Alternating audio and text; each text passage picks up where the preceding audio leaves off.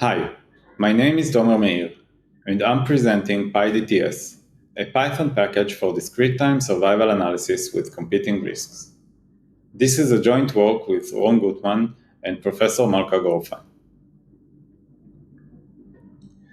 Time-to-event analysis is used when the outcome of interest is the time until a pre-specified event occurs. In many cases, time-to-event data are discrete, and the event can be one of several competing risks. When the data include competing risks and a large number of ties, a naive analysis using the available software for continuous time models may incur substantial bias.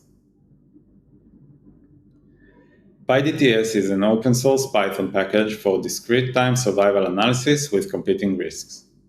It can be installed and used with a few lines of code and supports more advanced pre-processing, regularization, and other fitting options. It implements the data expansion filter, which is a GLM-based filter, and the two-stages filter, which separately estimates the baseline coefficients and the discrete time coefficients and allows faster estimation. Let's see a usage example. Here our goal is to estimate the expected length of stay at the hospital given the patient's characteristics upon arrival. The length of stay in our data is recorded on a daily basis, and the event can be discharge or in-hospital death. Both filters can be easily applied using the training data. In this example, we applied the two-stages filter.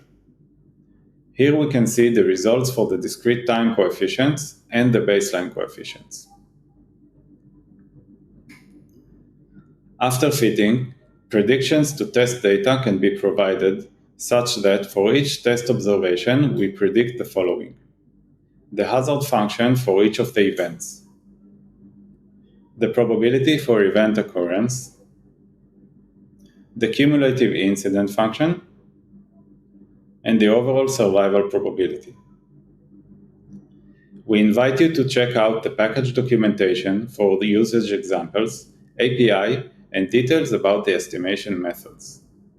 Thank you.